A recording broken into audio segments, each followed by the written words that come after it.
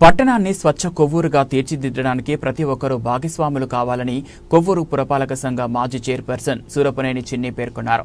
స్వచ్ఛాంధ్ర స్వచ్ఛ దివాస్ కార్యక్రమాన్ని ప్రతి నెల 3వ శనివారం చేపట్టాలని రాష్ట్ర ముఖ్యమంత్రి నారా చంద్రబాబు నాయుడు పిలుపు మేరకు కొవ్వూరు పట్టణంలో స్వచ్ఛాంధ్ర స్వచ్ఛ దివాస్ కార్యక్రమం చేపట్టడం జరిగిందని తెలిపారు. ఉద్దేశంతో ప్రతి 3వ శనివారం అందరినీ ఇటు గవర్నమెంట్ ఎంప్లాయీస్ని కానీ పబ్లిక్ రిప్రజెంటేషన్ అందరినీ కూడా కలిపి ప్రజల్ని ఎడ్యుకేట్ చేయడంలో భాగంగా, ఎందుకంటే ఈరోజు చెత్త పెద్ద సమస్యగా మారిపోయింది ప్రపంచంలో. మరి వేస్ట్ దీన్ని మరి చాలా దేశాలు చాలా ఎక్కువగా ఈ చెత్త మీద ఫోకస్ చేయకపోవటం వలన ఈ రోజున పర్యావరణానికి పెద్ద ముప్పుగా ఏర్పడటం జరిగింది.